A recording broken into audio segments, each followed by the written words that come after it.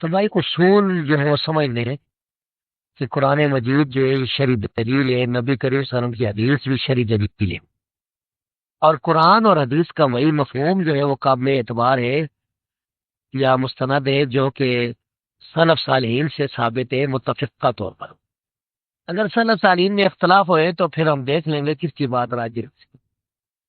دوسرا یہ کہ اگر کسی یعنی جواب سے اگر کوئی آدمی مطمئن نہیں ہے تو تحقیق جاری رکھے، پریشان ہونے کی یا ناراض ہونے کی ضرورت نہیں ہے، کسی اور عالم سے پوچھ لے۔ میرا بارہ یہی موقف ہے کہ میں قرآن مجید سے نبی صلی اللہ علیہ وسلم کی حدیث کو حجت شرعی سمجھتا ہوں۔ اسی طرح مسلمانوں کے اجماع کو بھی، اگر اجماع ثابت ہے، جھوٹا اجماع نہیں ہے، متفق کا بالکل اتفاق ہے، کوئی اختلاف نہیں کسی دور میں، چاہے صحابہ کا دور یا تابعین کا یا تبع تابعین کا، تو اسے میں حجت سمجھتا ہوں، چاہے وہ کسی نص پر ہے یا نص اگر نہیں ہے اجتہاد پر ہے، جو بات بھی اگر ثابت ہو جائے اجماع تو پھر اسے حجت سمجھتا ہوں۔ اور ساتھ ہی یہ کہ نبی کریم صلی اللہ علیہ وسلم کی حدیث کا وہی مفہوم جو محدثین سے صحابہ تابعین سے ثابت ہے، اسی کو میں ترجیح دیتا ہوں۔ تو یہ جو آپ نے سوال کیا ہے اس کے بارے میں یہ ہے کہ رسول اللہ صلی اللہ علیہ وسلم سے یہ ثابت ہے کہ آپ نے داڑیاں چھوڑنے کا، داڑیاں معاف فرمانے کا حکم دیا ہے۔ بہت سی حدیثیں ہیں، صحیح بخاری مسلم میں اور دوسری کتابوں میں، واعف اللحاق کے الفاظ میں، ارخ اللحاق کی بھی۔ تو ان حدیث سے یہ ثابت ہوتا ہے کہ داڑھی کا چھوڑنا واجب یا فرض ہے۔ تو محدثین کے نزدیک واجب فرض ایک ہی چیز کے دو نام۔ اب یہ کہ کیا رسول اللہ صلی اللہ علیہ وسلم سے داڑھی کا کاٹنا ثابت ہے؟ تو اس کا جواب یہ ہے کہ اللہ کے رسول صلی اللہ علیہ وسلم سے داڑھی کا کاٹنا بالکل ثابت ہے۔ کینچی لگانا یا داڑھی کا کاٹنا کسی حدیث سے ثابت نہیں۔ ترمذی کی جو روایت ہے کہ یعنی نبی کریم صلی اللہ علیہ وسلم داڑھی کی لمبائی اور چوڑائی میں سے ایک بال لیتے تھے، تو وہ روایت سخت ضعیف ہے۔ اس کا راوی عمر بن ہارون سخت متروک راوی ہے، اور اس روایت کی کوئی اثر نہیں ہے۔ اب تو رسول اللہ صلی اللہ علیہ وسلم کے بعد صحابہ کا دور ہے، صحابہ کرام جو ہیں ان سے لمبی داڑیاں بھی ثابت ہے، اور عبداللہ بن عمر رضی اللہ تعالیٰ عنہ سے صحیح سند کے ساتھ داڑھی کا کاٹنا بھی ثابت ہے۔ ایک مٹھی سے زیادہ، ایک مشت سے زیادہ داڑھی کا کاٹنا سیدنا عبداللہ بن عمر رضی اللہ تعالیٰ سے ثابت ہے۔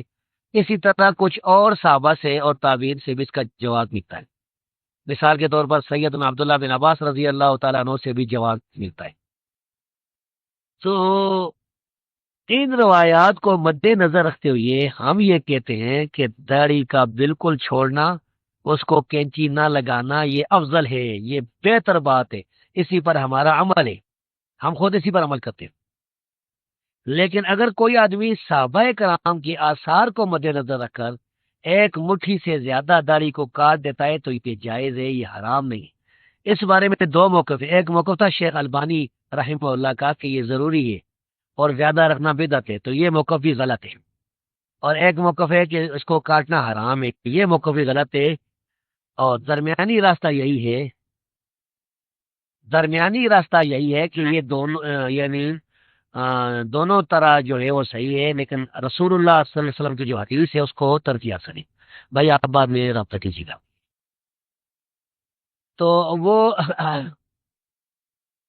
اس کے علاوہ یعنی میرے علم میں کوئی ایک صحابی یا تابعی ایسا نہیں ہے یا تبع تابعی یا کوئی محدث جس نے یہ کہا ہو کہ داڑھی کو کینچی لگانا حرام ہے۔ تو ایک مٹھی تک، ایک مشت تک جواز صحابہ یا تابعین سے ملتا ہے۔ اب رہا یہ مسئلہ کہ بالکل چھوٹی چھوٹی داڑھی، یعنی مثال کے طور پر 1 انچ ہے، 2 انچ ہے، ایک مٹھی سے کم، تو یہ بالکل ناجائز ہے، یہ جائز نہیں، یہ حرام ہے، کیونکہ یہ نہ تو صحابہ سے ثابت ہے، نہ تابعین سے ثابت ہے، نہ سلف صالحین سے ثابت ہے۔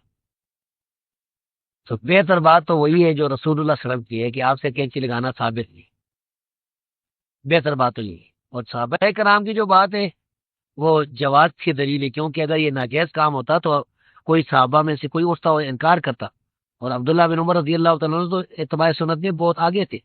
اس بارے میں ہم ایک جو ہے بعض اپنے رسالے میں بھی کئی شائع کر چکے ہیں، غالباً 26 نمبر یا 27 نمبر میں، وہ پڑھ کے دیکھ لیجیے گا۔ میرا خیال ہے کہ آپ کے سوال کا پورا جواب ہو چکا ہے۔